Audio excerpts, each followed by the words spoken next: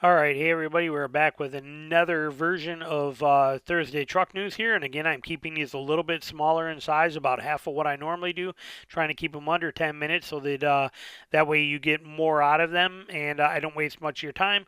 We're going to dive right in. Car scoops right here. Can you believe this Rivian R1T damage repair cost $21,000? Okay, you can read it here. They're going to break it down again. I'm going to move fast. Here it is right here. But they're saying that they have to actually right here. The rear side of the RT1 or R1T are physically the same piece that ultimately sits above the front doors. In this case, the repair shop confirms to the owner that they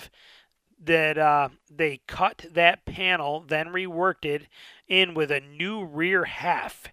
Finishing such a big job is not easy and doesn't come cheap. Okay, for this little repair, look at this. Look at this little scrape on the back end. Little dent right here and a little scrape on a back quarter, but there is no more back quarters because look at see how it's if you look here it's a quarter and it comes up to the roof and it does all this and they had to $21,000 to repair a little bump on a back end. Rivian, you failed if you made a vehicle that way, and we all pay the price for this. We all have to deal this because why? Insurance companies. Okay, insurance companies are going to be going through the roof. The insurance prices are going to go through the roof. Same with Tesla and their stupid gigacasting, and now Toyota and Ford and everybody doing the gigacasting.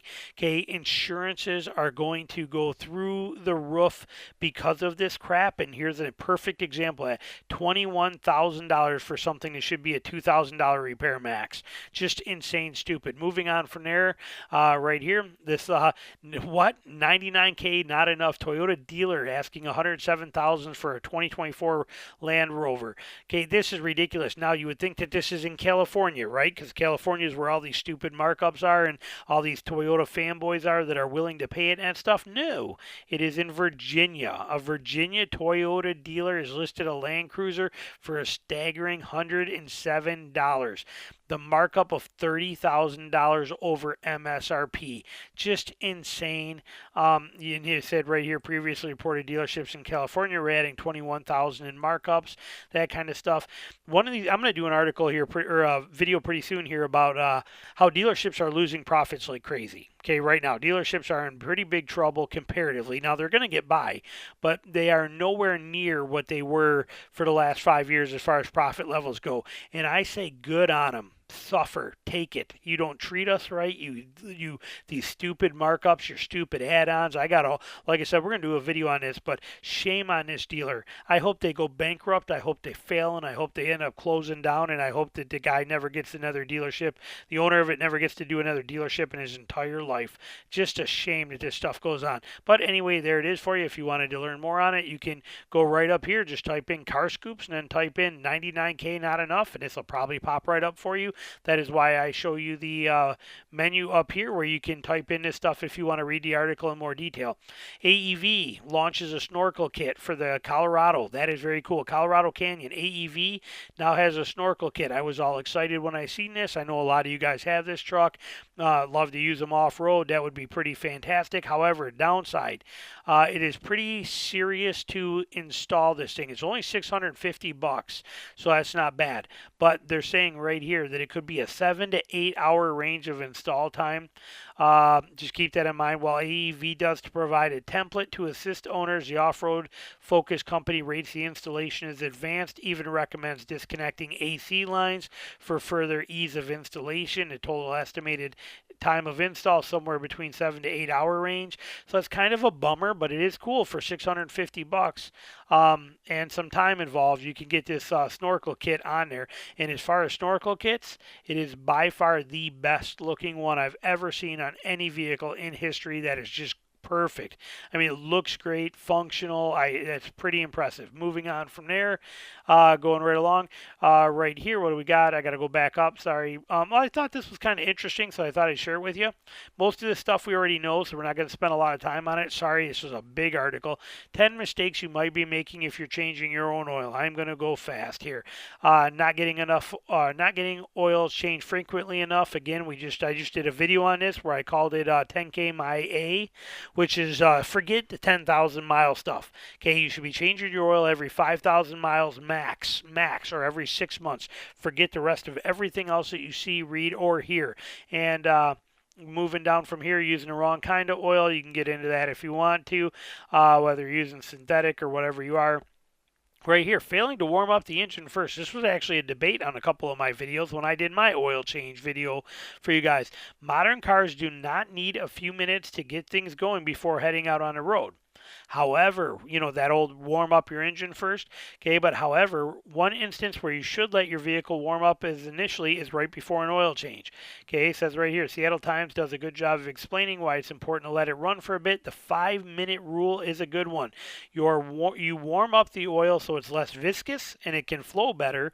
That way, less of the old oil remains inside your engine, stuck into the walls of the oil pan and other engine parts. Warm oil flows more easily. And is more likely to take the gunk out of the flow as it flows out. Very cool. Putting too much oil or too little, you should know this. Definitely don't do that. You want to follow what's on your recommended amount, and you want to make sure you check it on your dipstick. Moving down from there. Make sure you install an oil filter. We know that. When you do your O-rings, a lot of people don't know this anymore. Make sure you're always lubing this O-ring with new oil so that it can seat right and so that you do not break it. That was really the main things out here. Don't over tighten your oil filter and do not over tighten your drain plug. There's specs in your manual for this, I'm assuming, but basically don't overdo it. Moving on from this one here. Now, we said earlier here, right here, where they were getting the snorkel kit. Well, you are also, we know, coming, and it will also be for the Colorado. We don't even know what it's like yet. I'm not even finding it, but there is a 2024 Colorado.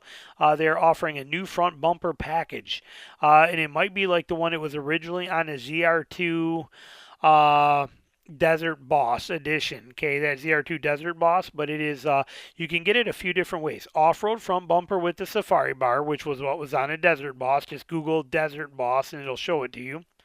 Off-road bumper with pod lights, and these are your order numbers.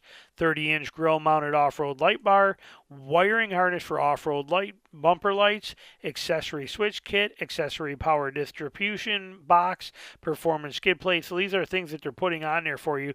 That's kind of a cool thing. They don't show any actual pictures of it, but that's pretty sweet that there is a bumper coming for you guys that are interested. It's not an AEV one. It is going to be a bumper for you guys, which will probably be a little more reasonably priced than the AEV. So we shall see what's coming in and what the deal is, but just keep that in mind.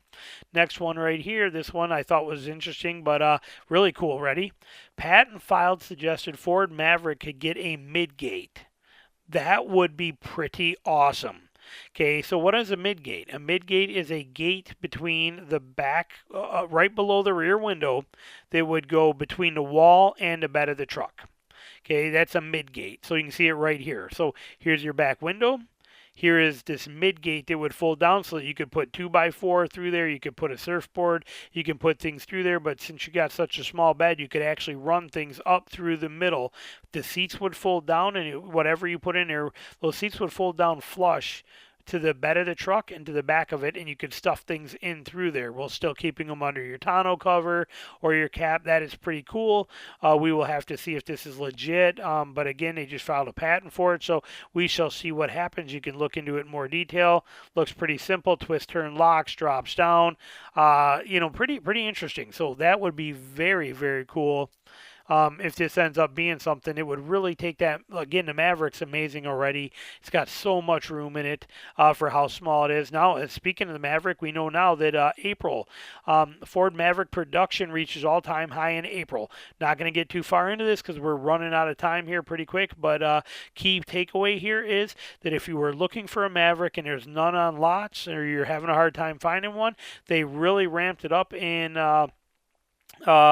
during the month of April to create 17,669 Maverick pickups, an increase of 5,000 or 34% over the month before. So there's a very good possibility you're going to start seeing more of these on dealers now. So if you're looking for one or you're thinking about trying to negotiate prices on one, things like that, know that during the month of May and June, there should be a bunch more hitting dealers because they made a bunch more. So, all right, we're already 9:45 in. We're going to end this one right here. Thank you, as always, always, and I hope you appreciate these.